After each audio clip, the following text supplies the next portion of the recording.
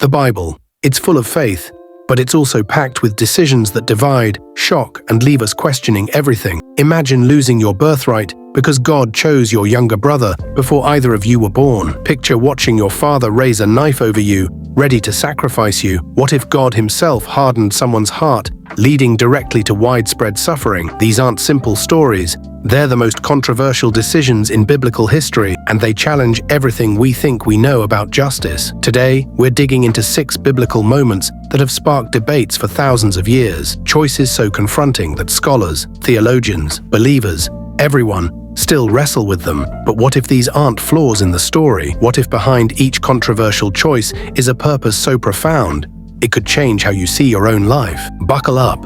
This isn't your Sunday school Bible lesson. Story 1. The twin who never had a chance.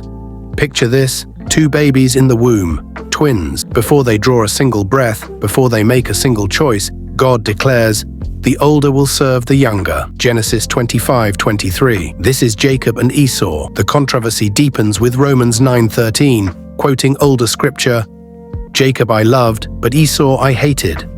Think about that word, hated. Not for anything Esau did, but seemingly because God simply chose Jacob instead.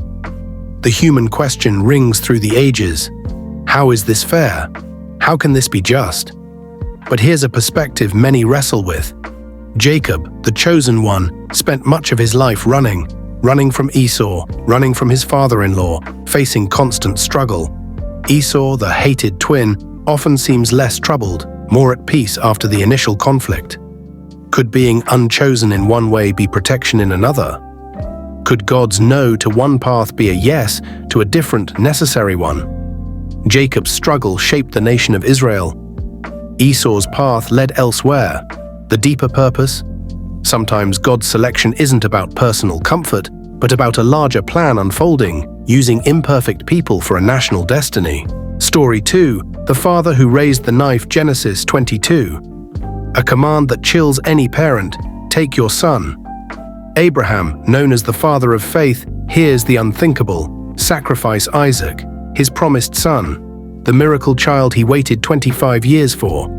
The shocking part: Abraham obeys.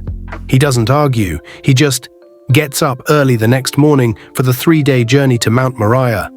Can you imagine Isaac's innocent question? "Father, where's the lamb for the sacrifice?" Abraham's reply echoes across history: "God will provide the lamb, my son." 3 days of walking towards an unimaginable act. Then on the mountain, knife raised, God stops him. The historical human reaction: horror. How could a loving God ask this? How could Abraham even consider it? But many see a profound purpose. This test wasn't about Isaac's death, but about Abraham's ultimate trust. And for many, it's seen as a powerful foreshadowing of another father who wouldn't stop the knife, who would sacrifice his son on a hill understood to be in that same mountain range centuries later. What if this deeply controversial test was also a powerful, difficult prophecy? Story 3. The heart that God turned to stone. Exodus 9:12. 5 words that fuel endless debate. The Lord hardened Pharaoh's heart. Wait, read that again. God explicitly acts to make Pharaoh resistant, to make him refuse to let Israel go.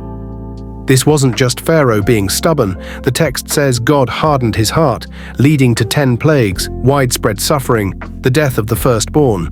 The human reaction: outrage. Where is free will? Where is justice? How can God punish someone for actions tied to a heart God says he hardened? But a crucial detail is often missed.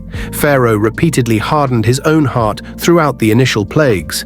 Exodus 8:15-32. God's hardening often follows Pharaoh's initial resistance, described as God confirming or strengthening the path Pharaoh had already chosen. The deeper purpose: sometimes God even uses rebellion and resistance to display his power in ways that lead to greater good. Pharaoh's defiance, amplified by God's action, led to the dramatic, undeniable rescue that became Israel's defining story. What if this controversial divine intervention wasn't about removing free will, but demonstrating God's ability to work through and ultimately triumph over human stubbornness for his ultimate plan? Story 4. The disciple who was chosen to betray. John 6:70. Jesus, speaking to his 12 closest companions, drops a bombshell. Did I not choose you 12? Yet one of you is a devil. He's talking about Judas Iscariot. The unsettling truth, Jesus knew. He knew Judas would betray him. Think of their years together. Judas walking with Jesus, hearing his teachings, seeing miracles, trusted with the group's money. All while Jesus knew this man would hand him over to death with a kiss. So why choose him? Why keep him close? Why involve him so intimately? The human reaction is bewilderment. If Jesus knew, why not pick someone else? Why not prevent it? But here's the challenging truth. Judas's betrayal, while his own wicked act, was undeniably part of the foreseen path to the cross. Without the betrayal, there is no arrest, no crucifixion, no resurrection, no salvation in the way it unfolded. Many understand Jesus chose Judas, knowing what he would do, because that terrible act was essential to the divine plan of redemption. The deeper purpose? God can use even the most broken and sinful choices for his ultimate perfect plan. Judas's worst moment became the catalyst for humanity's greatest rescue. What if being part of God's plan doesn't require perfection, but sometimes involves difficult, even dark roles that God incorporates into a larger narrative? Story 5. The denier who became the leader. Luke 22. The courtyard fire, the accusations from strangers, and Peter, the bold, the passionate, the one who declared Jesus was the Messiah, crumbles. I don't know this man. 3 times. Each denial a deeper cut. Here's where the controversy lies. Jesus predicted this failure. He told Peter it would happen, and then, after his resurrection, Jesus specifically reinstated this same Peter, making him the shepherd and a leader of the early church. The human reaction. How can someone who publicly disowned Christ 3 times become a foundation stone of Christianity? How does failure qualify you for leadership? Fast forward 50 days to Acts 2. The same man who cowered before servants now stands before thousands on the day of Pentecost, boldly preaching Jesus as Lord. 3,000 people are added to their number that day. The deeper purpose becomes clear. Peter's spectacular failure wasn't the end of his story. It was the crucible that shaped his understanding of grace, forgiveness, and human weakness. How better to lead a church full of imperfect, failing people than to have been there yourself?